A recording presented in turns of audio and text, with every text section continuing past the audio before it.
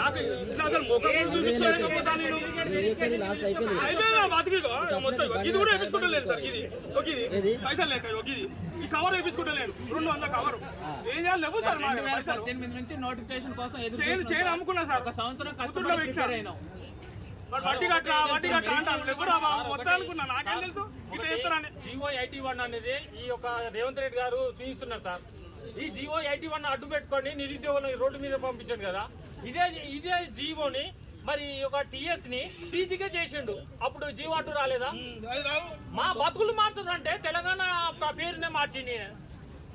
మా బతుకుల్ని మా తలరాతను మార్చమని చెప్తే తెలంగాణ రాష్ట్రానికి ఉన్న పేరు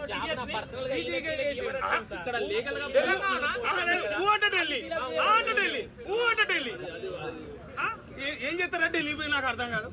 ఇంతమంది నిరుద్యోగులు ఒక్కొక్కడు ఎంత ఏడుతాను వాళ్ళ పిల్లలు కార్ఖానా అంటే ఢిల్లీ అంటే ఢిల్లీ.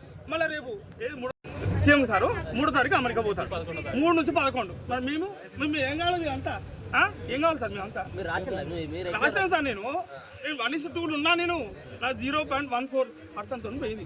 ఇక నేను ఎస్ఐ పోయింది. ఇగో నాకు లిగమెంట్ డ్యామేజ్ అయింది. నాకు 3 పిల్లలు. కానీ ఏం చేయాలి చెప్పు. ఇక నా ఏజ్ 40 సార్.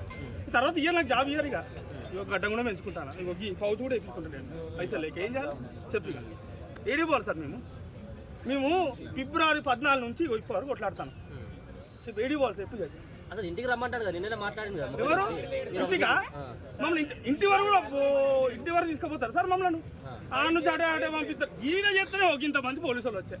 పాపం పోలీసు వాళ్ళు కొంచెం మాకు ఉన్నారు కానీ ఇక